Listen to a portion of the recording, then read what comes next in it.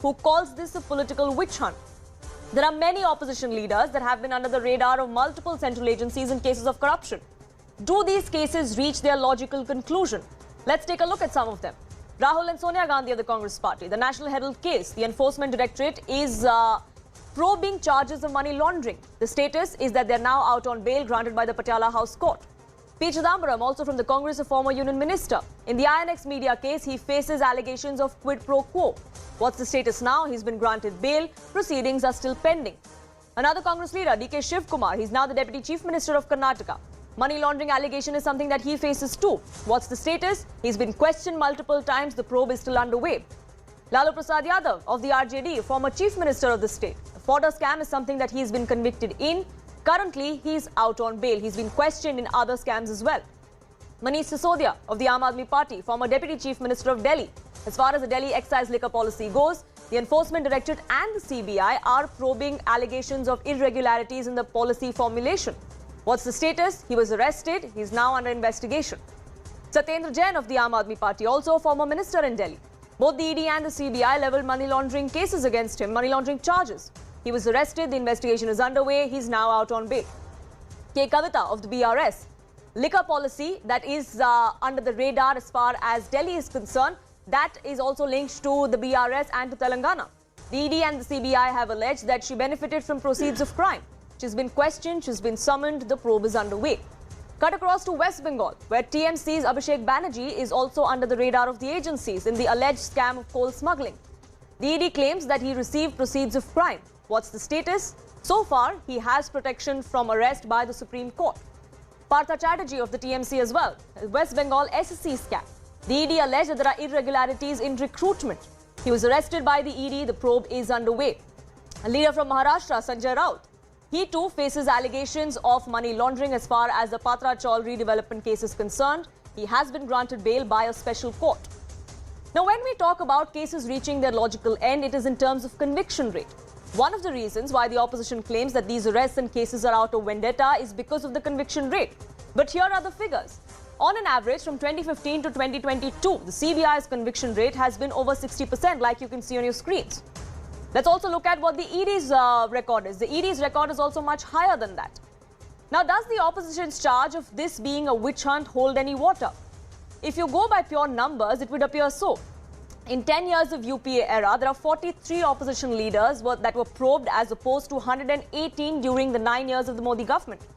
From 2004 to 2014, 29 leaders of the Congress and their allies were under the scanner.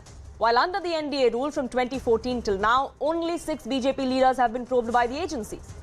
So that brings me to the debate tonight on the right stand. Does the opposition's charge of witch hunt stick? Let's debate.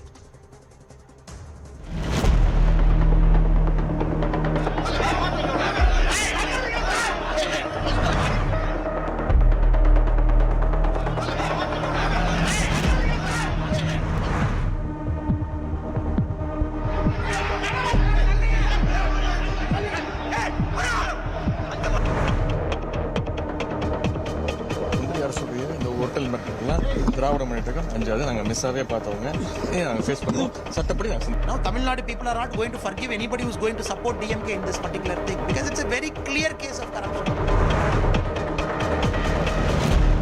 BJP government डराने की कोशिश कर रही है और suppress करने की कोशिश कर रही है। जो इस सरकार के विरोधी है, बीजेपी के विरोधी है, उनके ऊपर इस प्रकार की कार्रवाई करना अब नई बात नहीं है। When the state government is different, in other words, there's another party ruling in the state and BJP is in the center, then it becomes a double-barrel sarkar.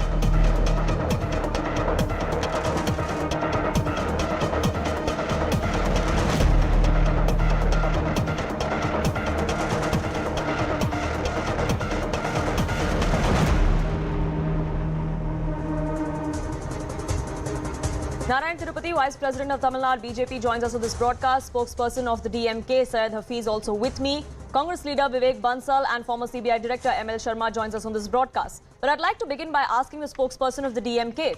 So why does MK Stalin and your party think that this is a witch hunt? Because all that the agency is doing is acting on Supreme Court's orders. This is what the Supreme Court observed. This is what the Supreme Court said in May this year. It said that the accused should be thankful to the Enforcement Directorate for giving a long rope to him from 2016 to 2021.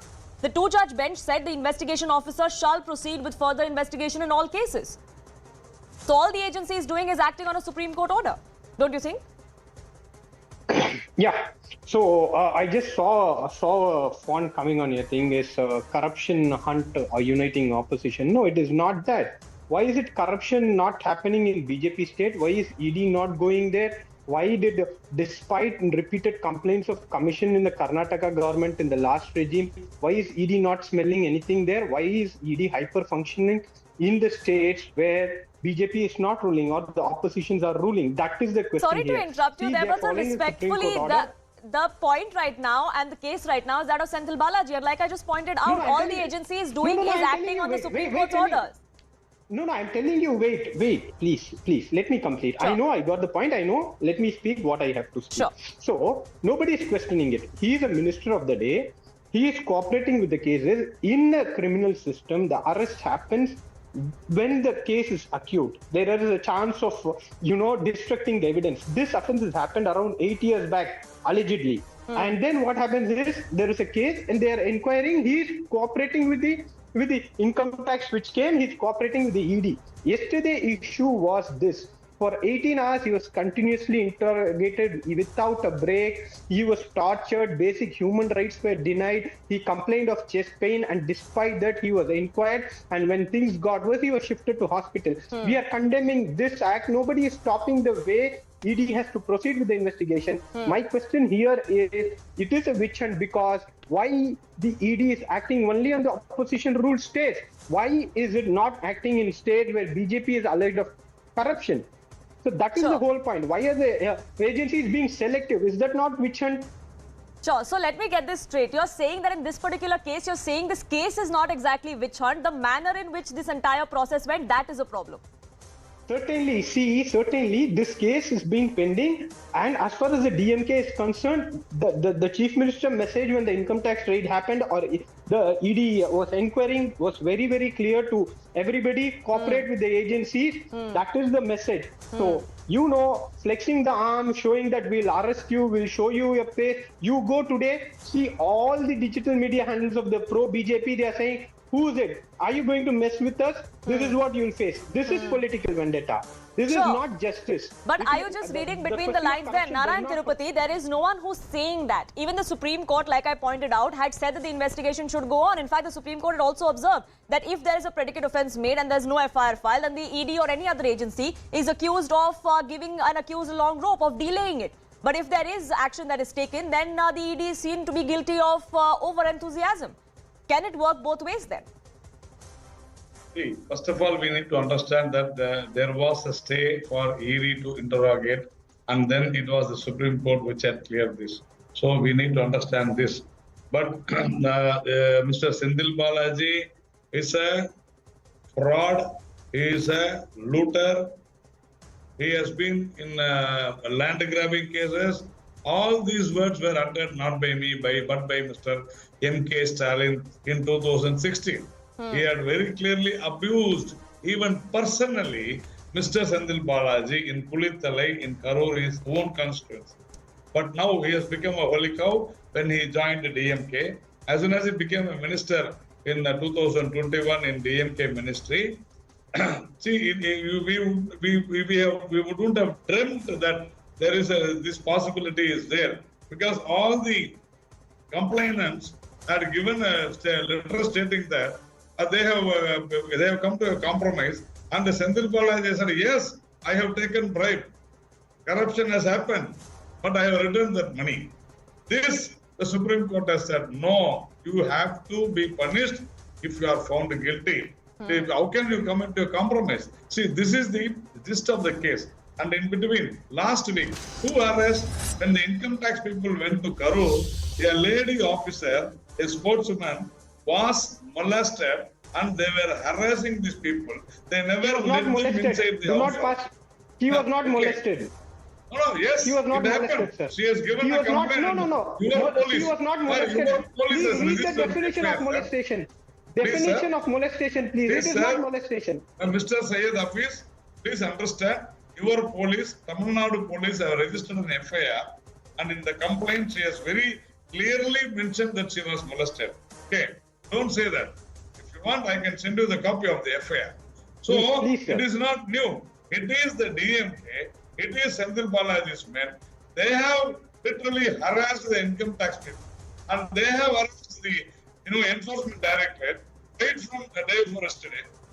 They have been harassing ED officials because there was a heavy pressure from all these ministers. We have seen a lot of videos coming, a lot of MLAs going to the hospital, pressurizing the ED people, ED officials to let them in. How can they do it? And during an interrogation or after the arrest, how can they allow them? Today the ED has very clearly said that Mr. Senthil Balaji has not cooperated with them, and that the family of Senthil Balaji have not attended to the calls, even to give information, pass on the information to them that Sure. Mr. Senthil Balaji has got arrested. So Sure, but it Mr. is a very, Narayan very Tirupati, clear case of corruption. but Mr. Narayan Tirupati, Senthil Balaji was in the AIADMK, who's now your ally when this alleged case of corruption happened. Now, you may not have been in alliance with the AIADMK during this particular tenure of Senthil Balaji, but you still are in alliance with a party under whose government this alleged scam happened.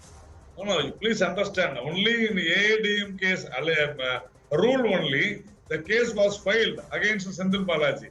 Only in DMK's rule, the Senthil Balaji, he went to the High Court saying that the compromise had happened. That is why the Supreme Court has condemned. So in our alliance party's rule only, the case was booked. Please understand. Mr. Syed Hasif, go ahead. Mr. Hafiz, you wanted to make a point.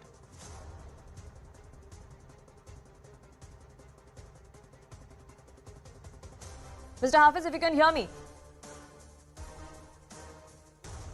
We'll try and reconnect that line with the DMK spokesperson, but the Congress's spokesperson is also with us, Vivek Bansal of the Yes. Congress, joining us on this broadcast. And Mr. Vivek Bansal, we've seen corruption being a plank that seems to be a plank that the opposition sees itself to be united on. Today, M.K. Stalin, the Chief Minister of Tamil Nadu, said that DMK will not be cowed down by BJP's intimidation. People are watching such oppression, and a befitting reply will be given in 2024 Lok Sabha elections. But as far as parties within the opposition are concerned, don't you think they are not united as far as the corruption plank is concerned? The Congress will not back the AIADMK party when they back their leaders who are accused of corruption, and vice versa. Well, first of all, I would like to say one thing, that,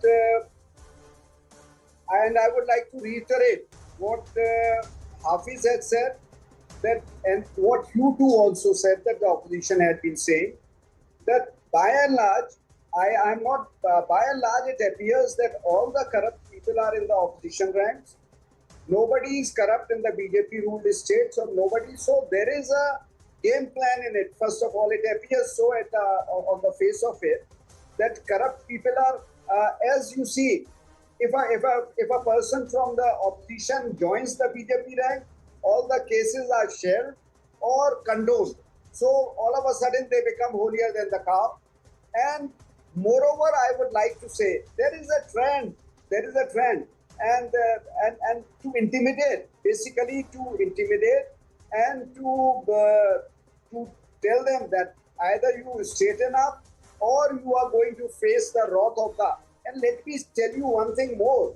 If ED and CBI investigates any income taxpayer's case, there would be slight anomalies or irregularities. Nobody, no income taxpayer who's a businessman, you would find everything is spick and span. So there are bound to be. And let me tell you, I am from UP, and I have been an elected Congress party.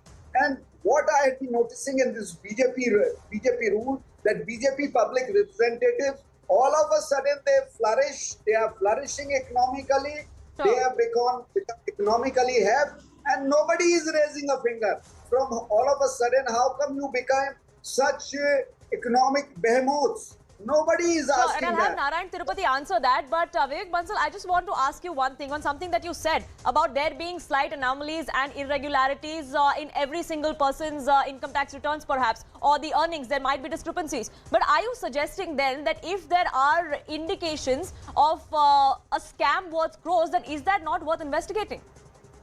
No, definitely. If you have concrete evidence, substantive evidence that there is a scam, and there is a way to treat a public representative, the way Balaji had been treated, that reflects the mindset of these investigative agencies. That how they are treating, there has to be semblance of sanity in investigating a case. There has to be a semblance of giving a benefit of doubt. At the same time, you can question a person, you can grill a person for this economic irregularities are there, and definitely there are ways other than being physical. You can definitely go into the investigation. Sure. So it's the entire process and the manner in which this arrest has happened that seems to be what irking the DMK and the opposition, which is why I want to get in a former CBI officer who's a former CBI director who's with us on this panel. ML Sharma, thank you for patiently waiting while you've been hearing the political war of words happen. But the kind of questions or the aspersions that are raised on investigating agencies, especially in the recent past, even what Mr. Bansal said just now, the manner in this was done. The attitude of the officers is something that is under question. What was the need to arrest him the way he was arrested? The DMK has also gone on to allege torture. You have asked me a good question. As far as arrest is concerned, whether it is that of a minister or a pauper, it's a coercive measure to the extreme. So this measure should be taken only very sparingly. But nobody is a holy cow, irrespective of his position in life. In this particular case, as you know, the ED is carrying out investigation under the orders of the Supreme Court of India. So ED has no choice but to pursue the investigation. Now, coming back to the question of arrest, I personally feel, and I run a law firm and therefore I should know, that there is some problem with the Prevention of Money Laundering Act 2002. In last 15 years, it has been amended as many as 15 times. Even though the constitutionality, the vires of this act has been upheld by the Supreme Court of India, yet I personally feel that the power of arrest endowed on the ED should be there only when a charge sheet has been filed by the police or CBI in the predicate offence. Predicate offence is the main offence. In this particular case relates to scam. Whether or not charge sheet has been filed, I do not know. But if the charge sheet has not been filed by the investigating agency, police or CBI, I don't know, then the arrest by ED seems to be an overaction. But after filing of the charge sheet, I don't find any fault with the arrest of the culprit. This is point number one. Point number two, I would say that arrest should be made only as a last resort. CBI has been ED has been registering far too many cases, and people are put to jail, and criminal complaints are filed, but the trials are not taking place. So I would advise ED to also pay attention to the trials. Sure. As far as my knowledge goes, only a couple of trials have taken place out of 3,000 charge sheets that they have filed. So this needs an attention so that people do not rot in the jails. Sure. And third point, as you are aware, even the Supreme Court has advised ED not to create an atmosphere of awe or fear. So with these caveats, I would say arrest per se is not illegal, but law need to be looked at by the government, and arrest should be permissible. Now it is permissible in any situation, but it should be permissible only when charge sheet has been filed in the main offence or the scheduled offence. These are my views on the matter. Sure. Narayan Tirupati, the manner in which the arrest was done, that is something that everyone has raised questions on. Like I mentioned at the beginning of the show as well, the conviction rate, the number of cases that actually reach a logical conclusion, that is also something that the opposition has been raising when they say that this is nothing but witch hunt, because all you do is you raid our leaders, you put them in jail, you arrest them, but it doesn't reach anywhere because you don't have enough evidence against them. It is not like that. Our legal system is like that, as pointed out by our former CBI director, that it takes its own course, it takes its own time.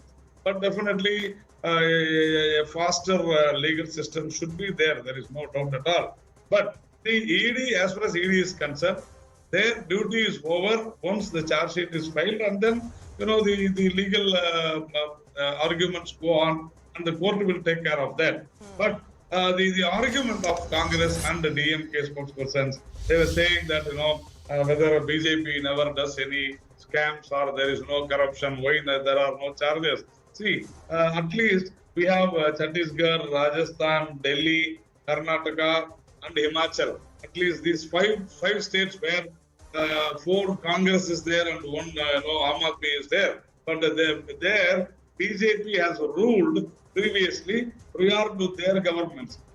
Have you filed any case? Have you found out any corruption? Why have you not done? That means that BJP ruled states, we have not done any corruption. If it is so, you prove it. It is only, the patent holder is only ED, Enforcement Directorate. No, you have got DVAC in each and every state.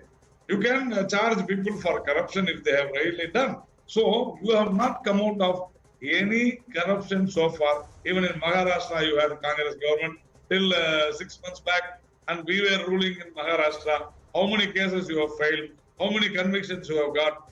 You come out. See, I am very, very clear and very frank. If BJP had done anything wrong, no problem. But if you list out how many cases you have filed, that's what I am asking. Mr. Hafiz, go ahead.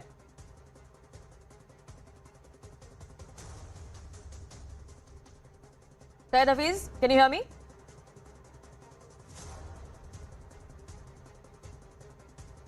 Mr. Hafiz, if you can hear me, please go ahead. Otherwise, I'll get in the spokesperson of the Congress. So, only I can hear you. Shall we proceed? Yes, Mr. Hafiz, go ahead. I can't hear your audio. We'll try and reconnect that line, but Vivek Bansal continues to be with us. And Vivek Bansal, the kind of allegations that the BJP has been raising, that if there are issues, then those should be probed as well. But why are we not hearing cases of BJP leaders being probed? Yeah, that is our point of view, that why BJP leaders are not being probed, and that's what we have been saying. And probably you are questioning me on that, or Hafiz. I couldn't get it, but let me just tell you that it's all appears that it's to browbeat the opposition. It's just to bulldoze the opposition, that and to send a message that if you are not going to fall in line, you would be treated in the same manner. I would say, you see, as far as law or justice is concerned, it should not only be done, it should appear to be done. There has to semblance of equanimity in as far as implementation, or as far as all this investigation is done. Don't you see that? And you can, I would not like to take the names of the people in my region, but it is the talk of the town that who all have amassed wealth from the ruling disposition, from the ruling dispensation. So there has been all this grapevine is there. So if at all, but if there is wrongdoing there, then why not file complaints? Why not take those probes to logical conclusions as well, instead of just keeping them in the realm of allegations? That's exactly what Narayan Tirupati was trying to say. See, as far as definitely you have a point in that we should stand up, but in this political echo chamber there is a trend, I would say, and like we just admitted, that nobody goes out of the way to, unless and until you have some personal scores to settle. So these things, there are certain things taken cognizance by the investigating agencies themselves as well. They should be there should be some people on the radar that all of a sudden they have. Sorry? You could have gone. Even in Bihar, you could have gone. Even in Maharashtra, you could have gone. If BJP is corrupt, you file a case. There is no problem. Go to court. No, why not? Why not? And that's what Who I'm stopped saying. it? Why not on their own? Why not on the? They should be under the scanner. Why not? No, we have not done anything. That's what I am saying. No, BJP that has is not what done any they- corrupt practices. because you We are have not under the indulged in shield- any corruption. That is why. shield of the rule. And if you say that we have indulged in some corruption, you go. Agencies Who stopped you? twice, Can we- thrice, 10 times Sure. before investigating you or before putting you on the dock. Sir, we have not done any corruption, sir. If you say that we have BJP has indulged in any corruption, you have got 7 to 10 states now. You can easily file anything. You can go to court. You are the most definitely against the BJP in Rafael also. What happened in your Rafael? bill are the The most Supreme Court has turned down your appeal. honest, sanctified people of this political community. This is what we say. This is what you want to say, and this is our basic objection is that Mr. Vivek Bansal, with the due respects to you, I am asking you only one thing, sir. I say BJP has not done any corruption, but you say BJP has done some corruption in some states. Okay, if that is so, why Congress ruled states have not filed any case in their state? TVAC, you got the anti-corruption departments are there. Why have you not done? What is the conviction rate? Why you have not arrested anyone? Because BJP is a non-corrupt party. That is why. Mr. Hafiz, if you're back with us, I want to ask you this. Instead of claiming this is witch hunt, instead of claiming this is vendetta, why not just go ahead with the probe? If there is no corruption, if the allegations are false, then you'll come out shining. Yeah. There are very many cases against the AIADMK alliance which BJP is part of in Tamil Nadu. It is with these parties, it is with these corrupt ministers. Amit Shah came and campaigned for Velumani, on whom there are cases even before 2018. There are cases against Vijay Bhaskar. It was filed during the BJP regime. BJP went and campaigned for them. So BJP showing a holy picture that they are against corruption is false, because they have allied with the corrupt people. They have helped the corrupt people win elections. So this moral authority BJP does not have when it comes to talking about corruption. And now Karnataka, the Congress has come to power. Wait and see. There are going to be DVSP cases against Ishwarappa. And I'll tell you that Arudra Gold scam, one of the BJP functionaries absconding. If you have the guts, ask him to come face the legal system. Why is he absconding? I will tell his name, R.K. Suresh, a producer.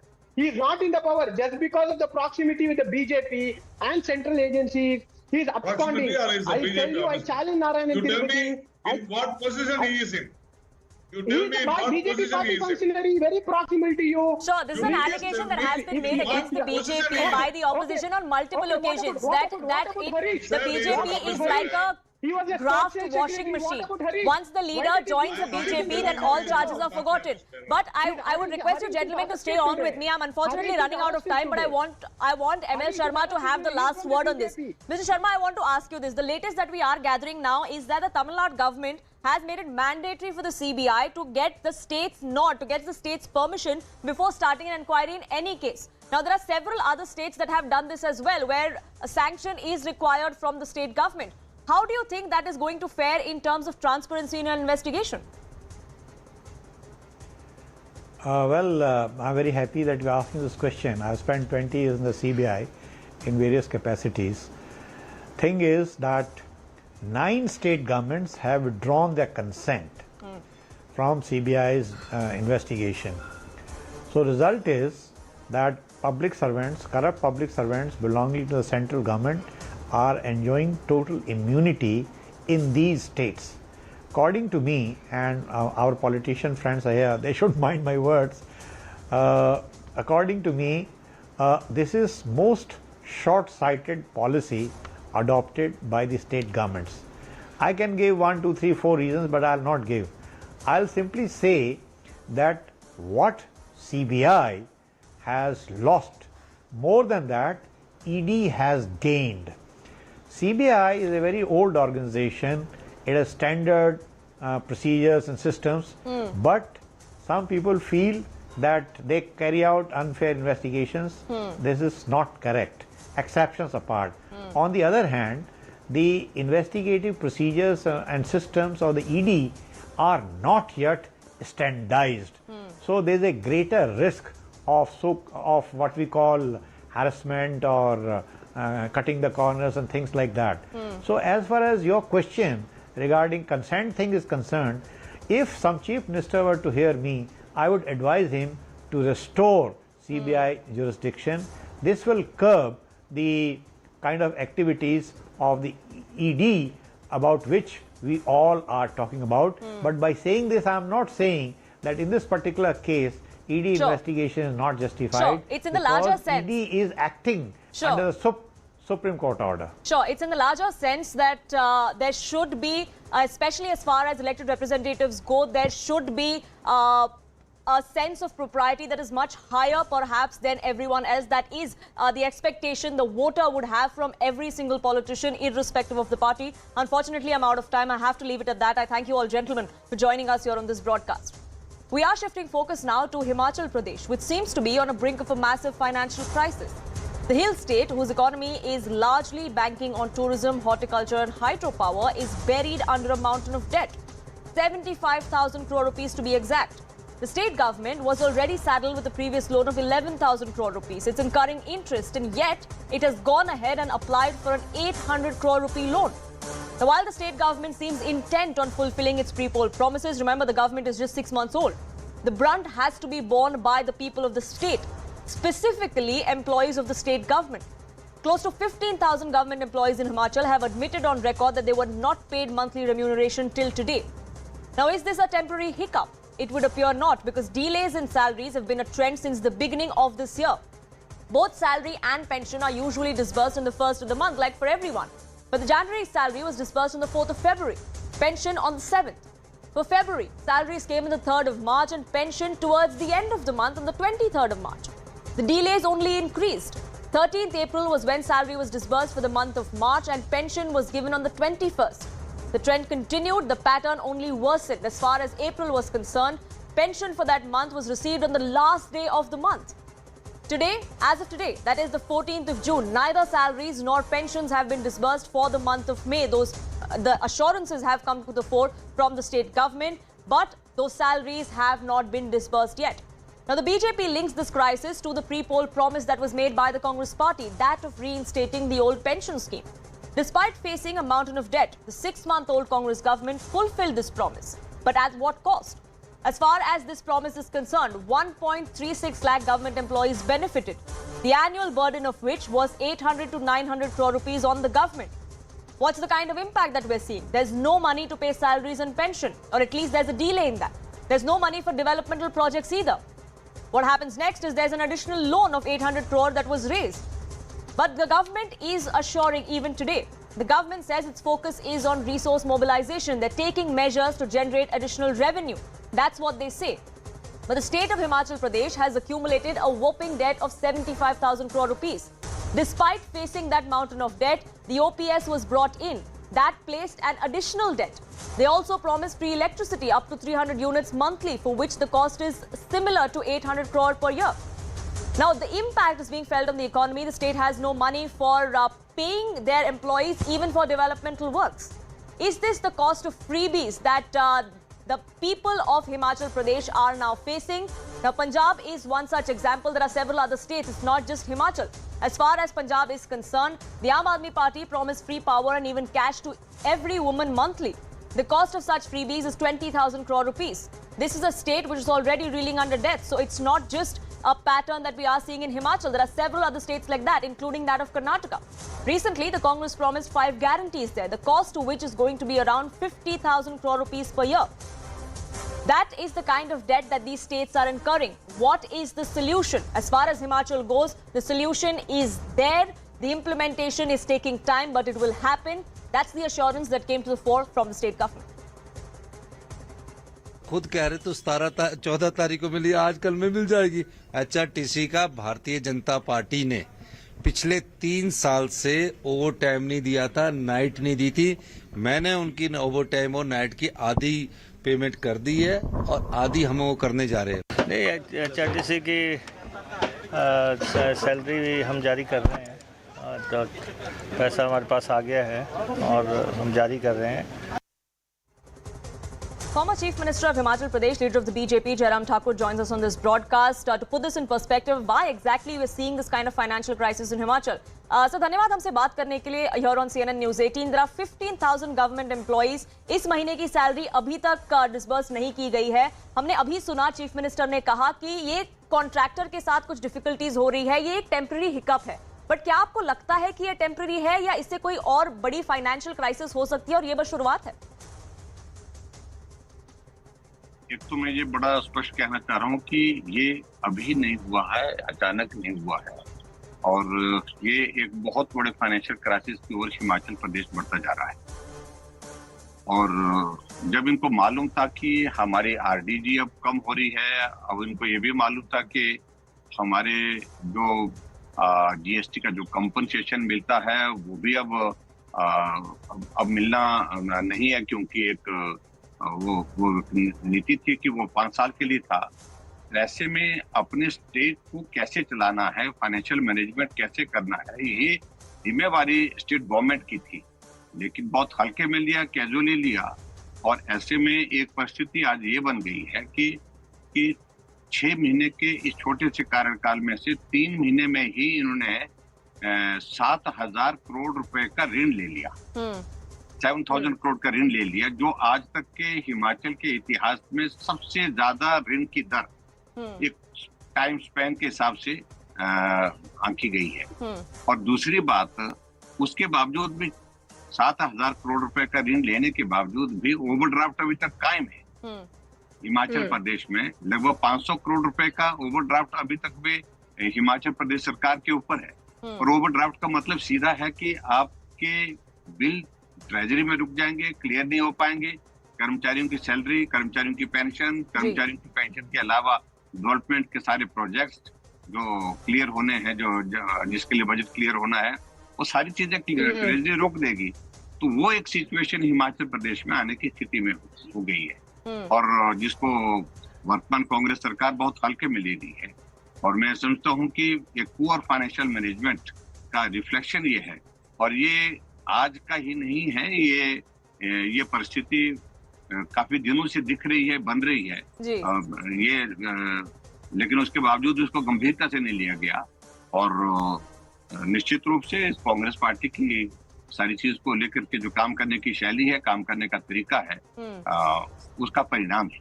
जी, आपने financial mismanagement की बात की, इसलिए मैं आपसे पूछना चाहूंगी ठाकुर जी कि ये जो ओल्ड पेंशन स्कीम की तरफ जो प्रॉमिस किया था, जो उन्होंने इंप्लीमेंट किया है, क्या आपको लगता है उसके वजह से ये फाइनेंशियल क्राइसिस और बढ़ गई है स्टेट के लिए?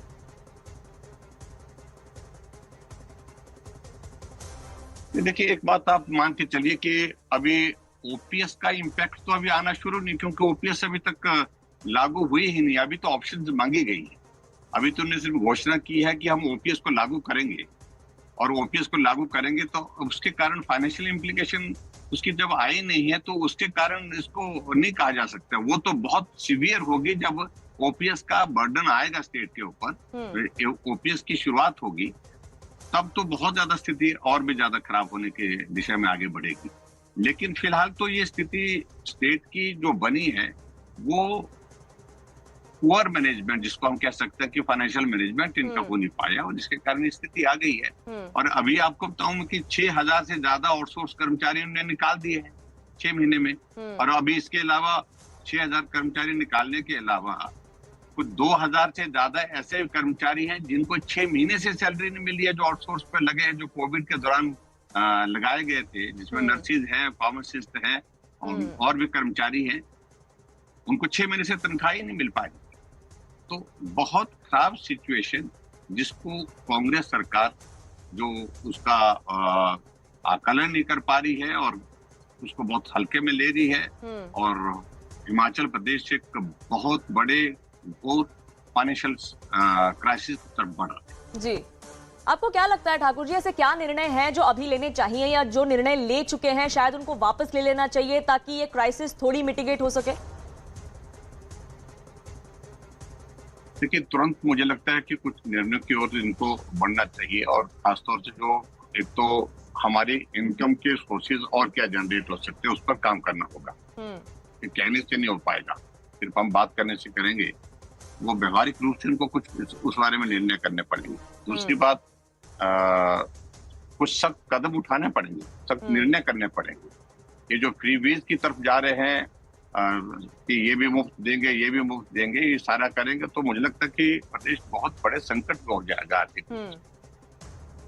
ये फ्रीबीज की बात आपने की है, सिर्फ हिमाचल में नहीं है, ये प्रॉमिस उन्होंने अभी कर्नाटका में भी किया है, उस पर भी काफी बहस चर्चा हो रही है कि अब हम ये दे सकते हैं, अब हम ये नहीं दे सकते।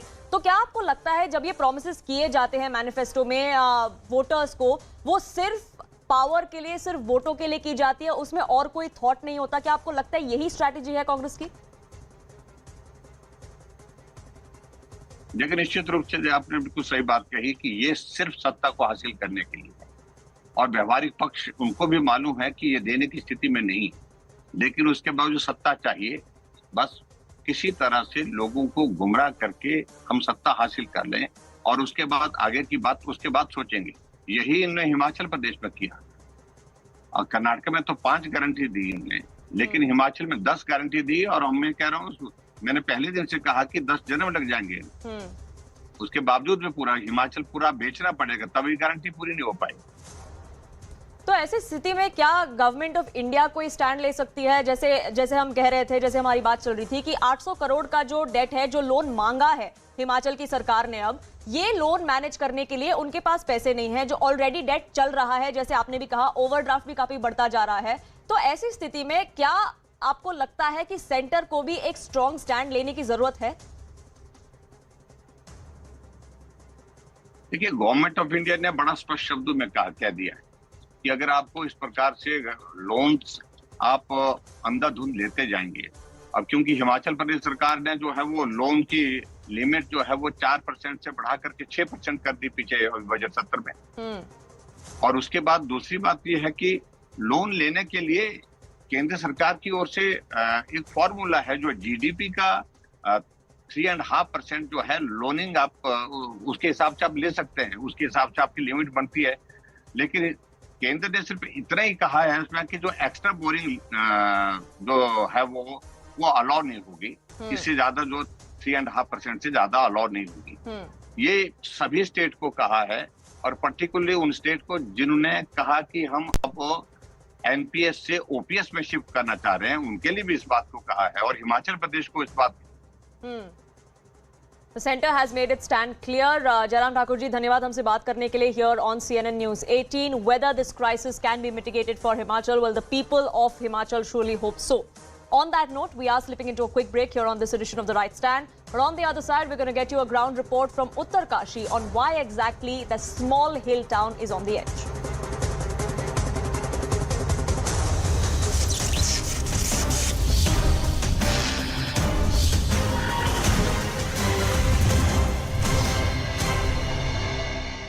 Prevents the law enforcing agencies to arrest anyone at 3 o'clock in the morning. First of all, Mr. Saravanan is also an advocate by profession. I think he knows that. Number two, what is he accused of? He has been accused of cheating common men, assuring them of jobs in his ministry when he was a minister in transport ministry. He was the minister. And this accusation was very clearly exposed by Mr. Stalin, the then opposition leader and the present chief minister. They have even met the governor and accused Mr. Senthil Balaji of doing huge corruptions when he was in so many ministries. It was not the BJP who had accused. It is the DMK which has accused the same Senthil Balaji and given him the ministry. Mr. Saravanan is asking whether he can hide documents pertaining to 2011-15. Why not? Why can't he hide? He can do that. The law enforcing agency has got each and every right to interrogate, and it is the duty and the responsibility of a minister to cooperate with the law enforcing agency. The chief minister is to be highly condemned for not ordering Senthil Balaji's dismissal. he should have asked Mr. Senthil Balaji to cooperate with the Enforcement Directorate. That's it. All right, Mr. Tirupati, please stay with us. Mr. Saravanan, how would you like to respond to Mr. Tirupati? See, that's what authority, what moral authority does any of these BJP leaders or spokespersons have to comment upon anybody else? What have they done with Mr. Brijbhushan Singh? He is accused of sexually assaulting. What a heinous crime. And what was he doing? He was given a red carpet welcome in the parliament. And these people come here and preach about probity in public life. What a joke, what a pathetic joke is this. The question is, there are guidelines for arrest. You cannot arrest anybody in the midnight. Let them go educated about the Supreme Court judgments which speak about when an arrest is required or when an arrest is not required. He is not Mehul Choksi or Nirav Modi to fly away after looting the country's money worth 5,000 crores. The BJP remained a mute spectator. They were all, close allies of whom? Does the BJP have any answer for that? So let the BJP not preach. They are the most corrupt party India had ever seen. They are the corrupt party giving asylum to everybody, rapists and all other people. All right. Mr. Tirupati, your response on... I can understand. Yeah, I can understand the tension and emotion of, Mr. Saravanan, because Senthil Balaji is a milking cow for the DMK government now, though he was seen as a very big scamster and a very big corrupt person when they were in opposition. Now, it is very clear. It is very clear. It is very clear. Why are you supporting him? It is very clear. It was. Are you ashamed or not? Have some decency, have some manners to keep quiet. You keep quiet. When you are speaking, I was keeping quiet. All right, Mr. Saravanan, let's just stay with Senthil Balaji for now. I can understand your tension. I can understand your tension. Your milking cow has been stopped. Your milking cow has been halted. And common man's problem. Who gave whatever he has done to the wrestlers of this country? Come on, don't get excited. Don't get tense. Don't hide. Don't hide. Answer for this. Hide behind the dirty politics of the BJP. Stalin? What is your answer to Brijbhushan Singh? Was it not Mr. Stalin? I think the anchor has to control him, or I will get out. Will the Prime Minister resign? The anchor has to intervene and for not stop him. taking action against Brijbhushan Singh? When he was talking, I was keeping quiet. No, answer this. You answer the problem this. is with the anchor. I think the anchor is there or not? Are you not ashamed of Brijbhushan Singh? I'm asking. If the anchor is not able to control, I don't think you have the right to conduct this show. All right. Of your MP? The anchor, are you not what all ashamed right? of your MP, Brijbhushan Singh? All right, Mr. Tirupati and Mr. Saravanan, thank you for speaking to CNN News 18 and expressing your views. We're crossing over to our correspondent Purnima Murli, who is with us on this story. Purnima, walk us through the latest updates in this story. Well, since 2:07 a.m. In the wee hours today, Senthil Balaji has been undergoing treatment here. He's kept under observation. There are several senior leaders who are coming here. We have A. Saravanan joining us. So, Senthil Balaji has been arrested by the ED and a lot of drama unfolded while he was being taken for the medical examination. Your reaction on this? See, the ED is acting out of political vendetta. This is a case pertaining to the year 2015 during the AIADMK regime. The ED, after 10 years, now coming and searching the secretariat in search of evidence, in search of materials. Is this a joke played on the people of Tamil Nadu? What authority does the ED have to enter into the offices of the secretariat? The sanctity of the will of the people of Tamil Nadu is violated. So why are they doing this? They are doing this to please the BJP, or the BJP High Command has directly issued. 2 days back, Mr. Amit Shah was here, and the Chief Minister, they put pertinent questions to him. What has he done for the state of Tamil Nadu?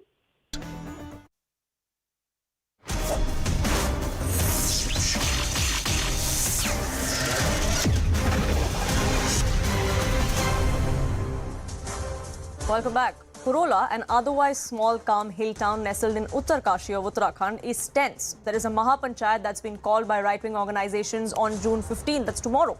Police are checking every vehicle that leads towards this small town. The local administration has clamped down.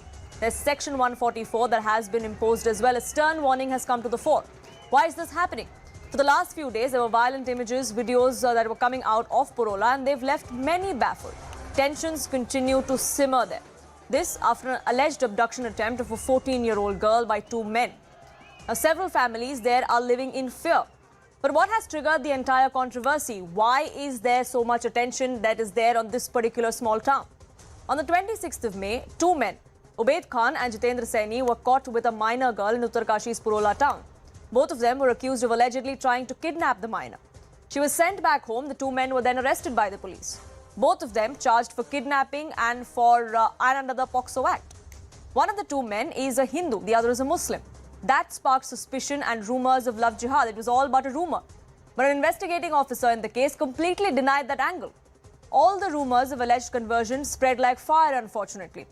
Muslim communities there, the Muslim families living in the area, started to receive threats. That escalated the entire situation.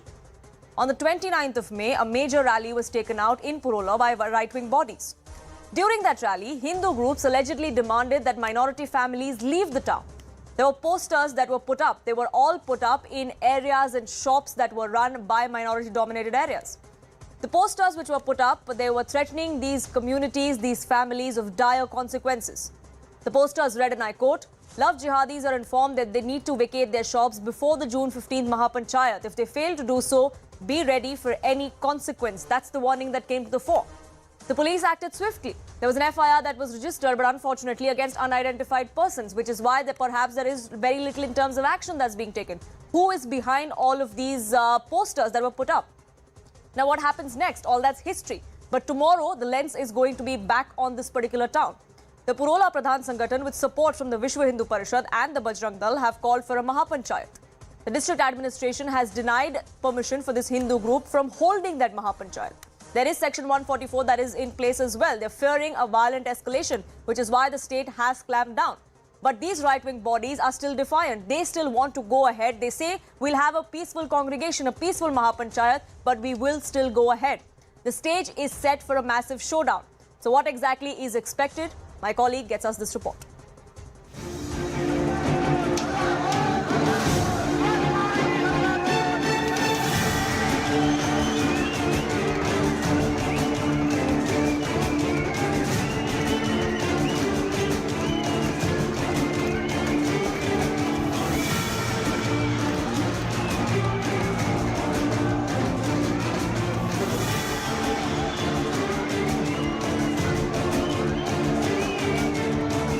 Ahead of the call given by some of the Hindu outfits to hold Mahapanchayat in Purola of Uttarkashi, the security has been beefed up just ahead of, in fact, this is the place which is just few kilometers ahead of the Purola place, which is the affected area. So as you can see that the barricading has been put up.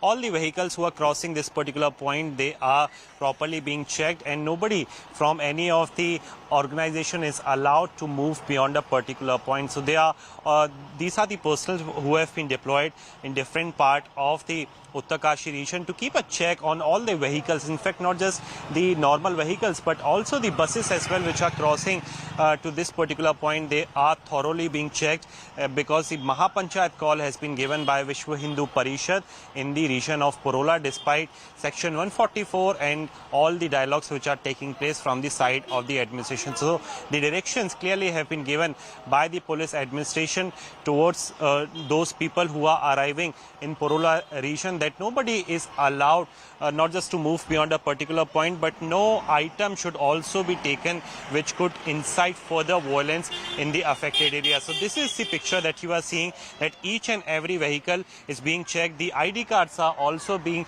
sought by the police personnel who are deployed. We are currently joined by Jagdish Singh Aswal, who is the Vyapar Mandal Adhyaksh Trade Union President. Jagdish साहब, सबसे पहले ये बताइए, नौगांव आपका एक इलाका है जहां पे हम अभी मौजूद हैं, क्या माहौल है, कैसे आप देख रहे हैं अभी, क्या आबो हवा है अभी? देखिए, ये आबो हवा जो इस टाइप के अराजक तत्व है जो आकर के हमारे पहाड़ का शांत वातावरण को अगर किसी भी रूप में उसको दूषित करने का कार्य करेंगे तो उनका पुरजोर विरोध होगा और ठोस होगा। उससे हमारा किसी मजहब, किसी जाति, उससे समुदाय से कोई विरोध नहीं है, लेकिन अपराधी है वो किसी भी जाति समुदाय का। इसलिए विरोध की बात हो रही है, बेशक आपसे भी बात करते हैं, बट क्या जो पिछले दिनों वीडियो वायरल हुए विरोध के नाम पे कुछ मुसलमान जो लोग हैं, दुकानदार हैं, उनके दुकान के बाहर उत्पात मचा देना, क्या वो जायज़ है? कैसे देखते हैं? सर देखिए, जो गलत करेगा उसको आपको उसी वे में आपको उसको जवाब देना पड़ेगा। हिंदू बहुत सहनशील है, हमारी सहनशीलता को और हम अपनी सहनशीलता को ज़्यादा नहीं बर्दाश्त कर सकते हैं। माहौल ये हो गया है यहाँ पे कि लव जिहाद, लैंड जिहाद इतना बढ़ चुका है कि पहाड़ की जो घाटियाँ हैं ये बहुत ही ज़्यादा असुरक्षित हो गई हैं। हमारी माँ बेटियाँ बहुत ज़्यादा असुरक्षित हो चुकी हैं। In Purola of Uttarakhand, where the peace march is currently underway to maintain the law and order situation in the entire region, and this is ahead of the calls for Maha Panchayat, which has been given by some of the Hindu outfits. At the same time, Section 144 has been imposed in the entire region, so nobody is allowed to gather beyond 5 persons in a particular area. So as of now, this is the confidence-building measure which can be seen on the streets of Purola, which falls in Uttarakhand of the Uttarakhand state, where many of the police personnel can now be seen on the ground zero. So there is this message which is being trying out by the administration that everybody have to maintain the peace and order in this entire region. At the same time, the Hindu outfits are saying that despite the prohibition, they are going to continue with the calls for Maha Panchayat, but the time and venue is yet to be decided.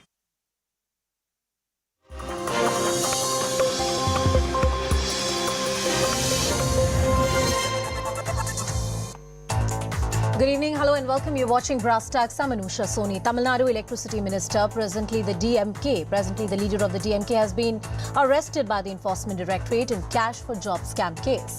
Now, this alleged scam was done when Senthil Balaji was the member of the AIADMK back in 2014. He was in charge of the Transport Department. After the dramatic arrest by the Enforcement Directorate, the ruling DMK called it Central Agency's move as part of vendetta politics. We've heard that before. Various opposition parties joined the chorus and accused the Modi government of misusing the central agencies. But here's some context. The case against Senthil Balaji was registered back in 2014. It was given a new life by none other than the Supreme Court of India, which called the so-called compromise between the minister and the people as assault on justice and fair play. Another distinguishing factor of this entire investigation is that it did not start at the instance of political orders. In fact, common people who wanted jobs as conductors, bus drivers had to pay bribes to get these small-time government jobs. Can this case be rejected by the opposition, especially the DMK, as part of some kind of vendetta politics? Is there real merit in the investigation? We discuss all these aspects on Brass Tacks tonight.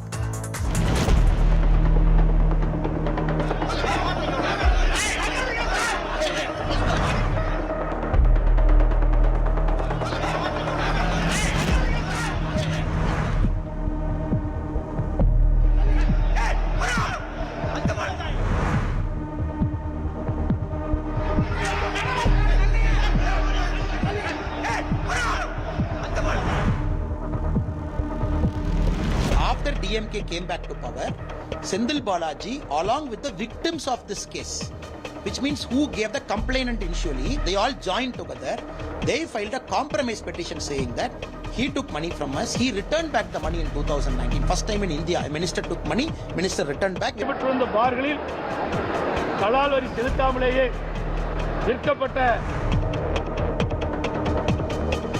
அரசுடைய இந்த hotel மார்க்கெட்லாம் திராவிட முன்னேற்றம் அஞ்சாவது நாங்கள் மிஸ்ஸாகவே பார்த்தவங்க நாங்கள் face பண்ணுவோம் சட்டப்படி நாங்கள்